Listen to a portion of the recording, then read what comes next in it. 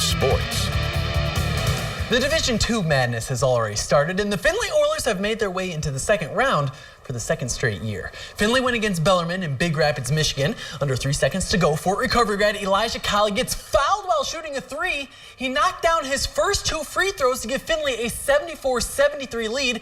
Pig intentionally missed the third. That gives Bellarmine a chance with 1 second to go, but the inbounds pass is tipped away by Bath grad Terrence Sullivan. He led the Oilers with 22 points, while LCC product Martise Kimbrough poured in 20 with 5 assists. Oilers win 74-73. They will play Ferris State Tuesday at 7 for a chance to move on to the Elite 8. Findlay fell to the Bulldogs by 1 point back in November. As for the men in Division I, the brackets have officially been released. We will start in the West region. Xavier is your 1 seed. The Musketeers made it all the way to the Elite 8 a year ago and look to improve this year. Joining them on that side of the bracket is Ohio State. Chris Holtman and company coming at a 5 seed and will play South Dakota State in Boise, Idaho. On the other side of the bracket, the Big Ten tourney champions of Michigan earn themselves a 3 seed. Xavier Simpson and the Wolverines will battle against Montana in their opening round game. The defending champs of North Carolina come in as a 2 seed. Moving to the East region, the 2016 tourney champs are your 1 seed. Villanova's 30-4 record grabs them the top spot in the East. Other side of the bracket, my alma mater Purdue is the 2 seed. Dakota Mathias and the rest of the Boilermakers start their journey toward San Antonio with an opening round game against Cal State Fullerton. For the 3rd time in the past 5 years, Virginia claims a 1 seed in the NCAA tournament. The ACC tourney champs earning the overall #1 spot. Cincinnati will be making their 8th straight tournament appearance. The Bearcats winning the American Athletic Conference Championship. They open against Georgia State. And another Ohio team making the big dance. It's Wright State. The Raiders making their first appearance since 2007. They open against Tennessee. Finally, we end in the Midwest. The 1 seed is Kansas. The Jayhawks play Pennsylvania for their opener. Our final Big Ten team making the list is Michigan State. The Spartans are a 3 seed and will play Bucknell. The Division I tournament officially begins with the playing games Tuesday at 6:40. And we had multiple nominations for our Basement Doctor Play of the Week, but there is one play that truly stuck out over the weekend. District finals between Crestview and Hicksville. Just under 5 weeks ago, Crestview road tripped north into Hicksville and left town with a 21-point win. Under 10 seconds to go, Crestview down 42-40. The 3 for the win is off the mark. Wade Sheets grabs the rebound and finds Javen Etzler. Good night, Dave. The buzzer-beating 3 falls. Look at the raw emotion from the junior. Crestview rallies to win the district title, 43-42. And what a ride it has been for the Pandora Gilboa Rockets. Back when this senior class first started hitting the hardwood, in their freshman and sophomore years, their combined record was 10-34 in the regular season.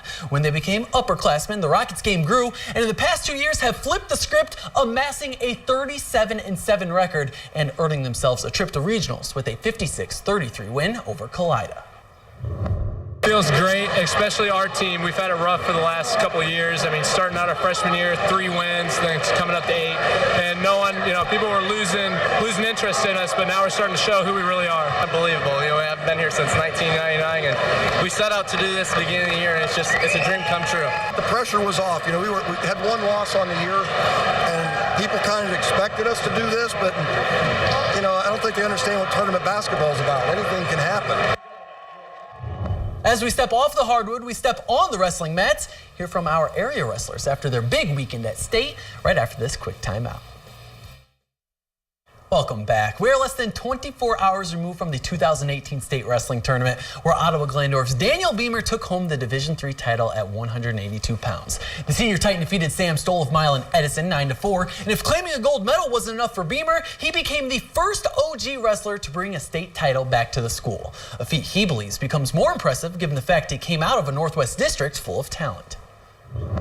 Especially in the Northwest, around our region, you don't see that many guys wrestling in the state finals, let alone winning it. So, with the group of guys I have around me, that shows that anything's possible no matter what school you're at, what program you're with. And as long as you have the right coaches around you and the right mindset, you can honestly, in my opinion, accomplish your goals. So that's what it's about. History continued earlier in the day for the Titans as Danny Rosales took 7th place at 170 pounds. The victory gave OG 2 podium finishers for the first time ever. This was my obvious goal, but for me to finally accomplish it and bring down some teammates this year and the last 2 years, this year Grant and Danny, so watching those guys strive and succeed right along myself has really been extra motivation for me and extra motivation for them to keep pushing, and hopefully Danny can come back to Columbus next season, make the finals, hopefully make it the second OG state champion. Now to the Lima wrestlers. Joey Caprella went on to claim 5th place in Division III's 145-pound weight class. Despite finding a spot on the podium, Caprella expected more from his time in Columbus and finds optimism in still having one more year to earn that elusive state championship he was after. I'm going to be real hungry the next 365 days. That loss in the semis, you know, I'm going to remember that. That one's going to burn.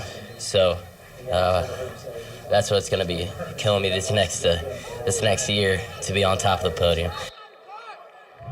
In Division I, Lima seniors Naeem Russell tallied a 5th place finish as well in the 152-pound weight class, an accomplishment he credits to a strong support system. I wouldn't have been able to do it without my coaches and the city of Lima supporting me. It definitely helped me. This experience taught me what I need to work on to get on top of the podium next year.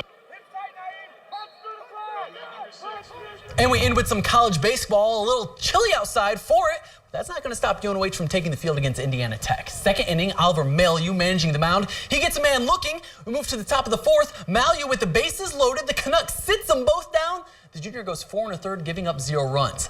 Top of the 5th, Mitch Evans steps on the mound with 1 in the wagon. The righty strikes 1 out. They try to complete the double play and get it due to batter interference. We're still scoreless until the bottom of the 6th. Junior Gomez puts one down the left field line. Jose Polino comes on in from second. Racers lead 1-0, but they ultimately fall 2-1. All right, thanks, John. We'll wrap things up after the break.